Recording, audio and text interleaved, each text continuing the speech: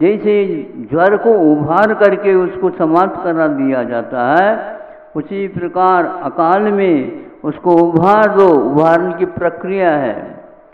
सर्दी के दिन में कम से कम जा करके सूर्य प्रकाश में बैठ जाओ, गर्मी के दिन में बैठते तो फिर कहना ही क्या। अब इसी प्रकार ऋतुमान के अनुसार आप प्रयोग करने लग जाते हैं तो कर्म की निर्जरा जो अकाल में होती है उसको अविपाक निर्जरा बोलते हैं। इसके द्वारा बहुत दिन के बाद जो कर्म निर्जरा होनी थी वह पहले से ही हो गई। इस प्रकार देशव्रत और महाव्रतों को लेकर के श्रावक लोग, श्रद्धालु लोग इस कार्य को करते हैं, किंतु कुछ लोग कुछ भी करना न पड़े, सीधा हो जाए, बुखार उतर जाए, ऐसा उतरता नहीं है। ध्यान रखना, जब तक उसको लंघन नहीं कराया जाएगा वो बाहर नहीं आएगा। हाँ, तो इसलिए बाहर लाना चाहते हो बंधा हुआ ज्ञान दशा में, ज्ञान दशा में उसको बाहर निकालो। यह प्रक्रिया मोक्ष मार्ग में होती है। जो श्रद्धालु जन इसको करते हैं। मोह को निकालने के भी यही तरीके। मोह होता है, होने दो, कोई बाधा नहीं, करना नहीं, फिर देख लो कैसा होता है। सब अपने आप ही जो आप चाहते हैं वो सब आने लग जाते, लेकिन लेना नहीं। फिर देखो क्या बिल्कुल विपरीत चलना होता दुनिया से, मार्ग से नहीं। हाँ, दुनिया से विपरीत चलना पड़ता है, तब कहीं जाकर के मोह को छोड़ा जा सकता। दुनिया से तो मोह है, और आप महाराज ऐसे आशीर्वाद दे दो ताकि दुनिया से मैं अलग हो जाऊं। कैसे अलग होगे?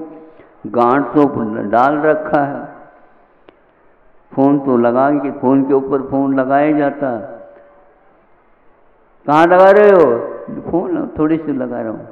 वो कहता है कहाँ से बोल रहे हो? दिल्ली से। अच्छा, दिल्ली पहुंच गए? और हंसोगे अब हम बात बता देंगे तो। दिल्ली पीली कुछ नहीं, देहरी पर बोल रहा।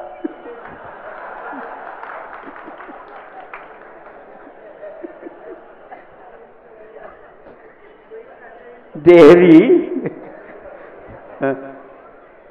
नीचे की देहरी है और आप ऊपर से बोल रहे हैं। कहाँ से बोल रहे हो? मैं वहां से बोल रहा हूँ। हाँ हाँ, मैं अभी अभी आ गया हूँ दिल्ली, बोल रहा हूँ। बहुत अच्छा हो, ठीक है, बिल्कुल ठीक है। कब आओगे? अभी आ रहा हूँ, देख लेना। कैसे आओगे? प्लेन से आओगे? नहीं, बिल्कुल प्लेन। आ गया। सोचो, शुद्ध परमिष्टि से भी बोल सकते हैं हम। नहीं समझे? ये तो संसार की बात है।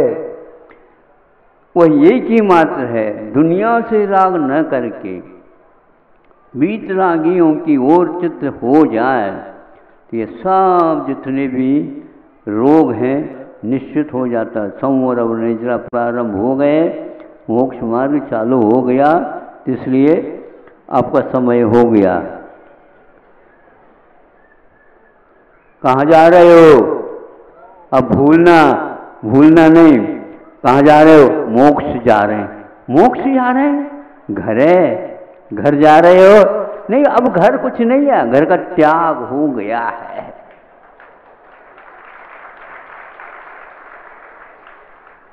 जा रहे हैं, उसे ऊपर से जाना होता, और कुछ भीतर से कोई मतलब नहीं है।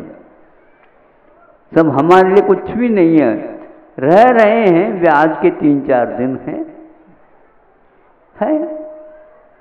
ये मोह के ऊपर प्रहार करने से प्रतिक्षण करते रहते हैं ज्ञानी लोग, वे बहुत खुश रहते हैं, बहुत शांति का अनुभव करते हैं, और उनका विश्वास विकासोन्मुखी होता चला जाता है।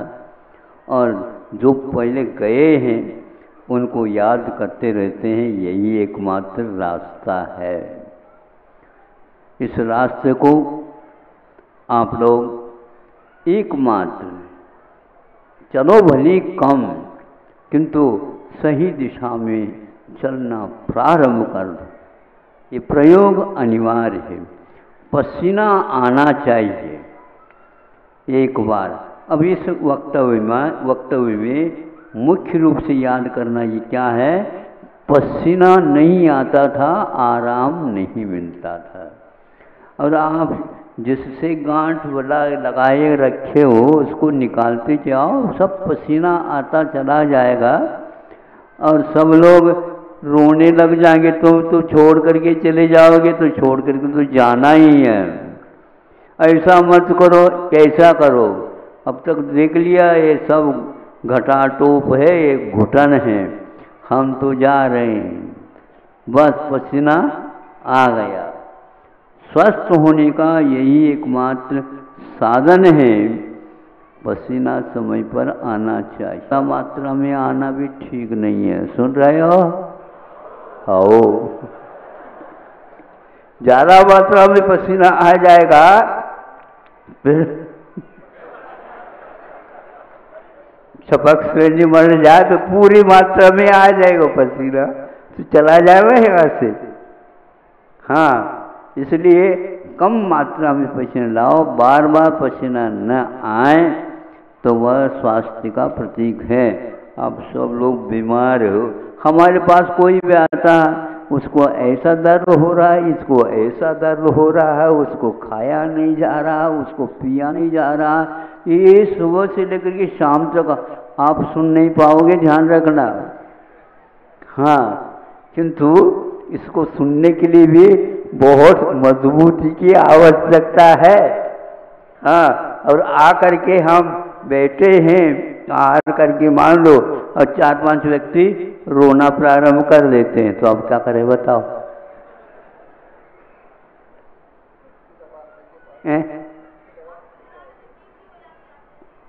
अब उनको यही है कहना है कि महाराज जी के सामने जाकर के रोते तो बैठ तो जा थोड़े बहुत। हम भी ये समझते हैं इनके रोने से यदि हल्का हो जाता तो होने दो भैया।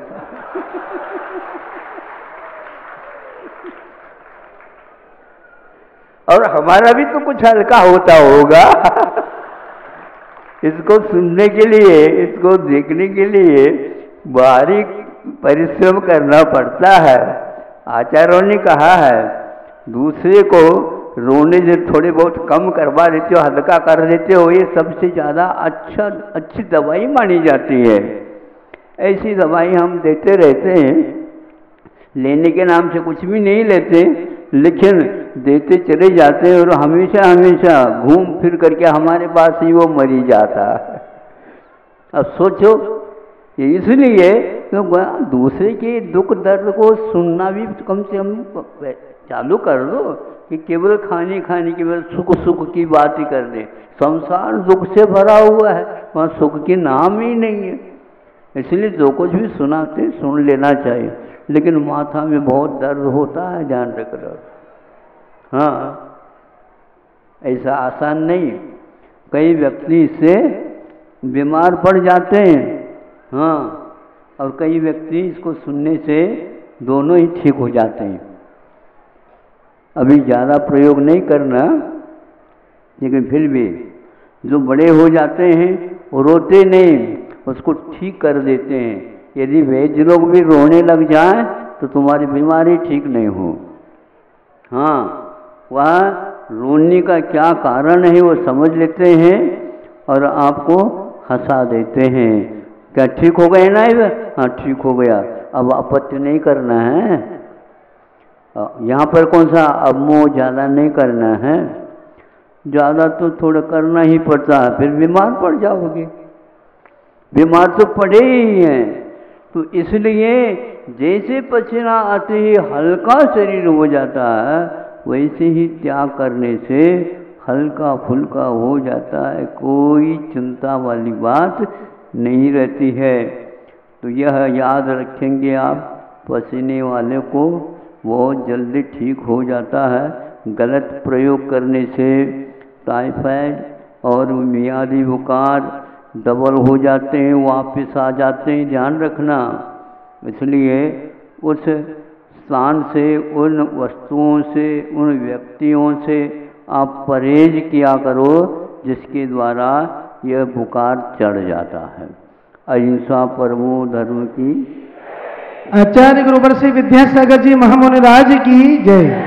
हुआ कल शाम तक तो हमें यही धारणा थी कि कल सोमवार के दिन चतुर्दशी आ रही है और 2 दिन का एक कार्यक्रम यहाँ पर रखा जा रहा है और उस प्रतिक्रमण में कम से कम 2-2.5 घंटे चाहिए और वो भी रात के नहीं चाहिए। अब क्या करें, सोच रहा था तो सुबह सुबह कहा कि भैया देखो कल तो चतुर्दशी है तो और यहाँ दूर से विद्वान लोग आ रहे हैं, गर्मी का समय है और कल का कार्यक्रम आज रखा जाए तो अच्छा रहेगा।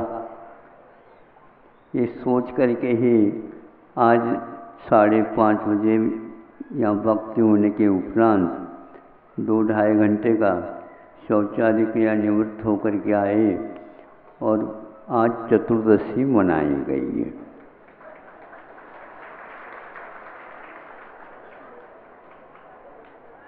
नहीं मनाते कल का आज तो देखो कैसे हैं, विद्वान लोग इतने दूर से आए हैं और प्रतिक्रमण करने के लिए बैठ गए। तो समय का उपयोग करना है, किसी को कहे बिना संघों को कहा, संकेत दिया, फिर शुरुआत में एकांत में बैठ जाओ और 2-2.5 घंटे का उपयोग करो। चूँकि आज सुबह इसलिए करना आवश्यक था, मध्याह्न में बहुत दूर दूर से और दूर दूर से परिवार सहित कई लोग बच्चों सहित महाराज दर्शन तो दे दो, हम बहुत दूर से आए हैं। तो उन लोगों को सब लाइन से वह बैठे थे और खड़े थे। बहुत अच्छे है, ये व्यवस्थित हैं, अनुशासित हैं। और उनको कहा देखो इतने नज़दीक से दर्शन हो रहा है, सब लोगों को कह देना है कि हम बहुत पास से दर्शन करके आए, नहीं तो हमारे दर्शन ही नहीं मिला, दर्शन ही नहीं मिला, दूर से थोड़ी बहुत मिल गया, ऐसे शिकायत नहीं करते। सही बात बताओ, है ही ना सही? हाँ, देखो कितनी व्यवस्थित यहाँ पर प्रबंधकों ने आप लोगों को बैठने के लिए किया है, हवा भी नहीं आ रही है।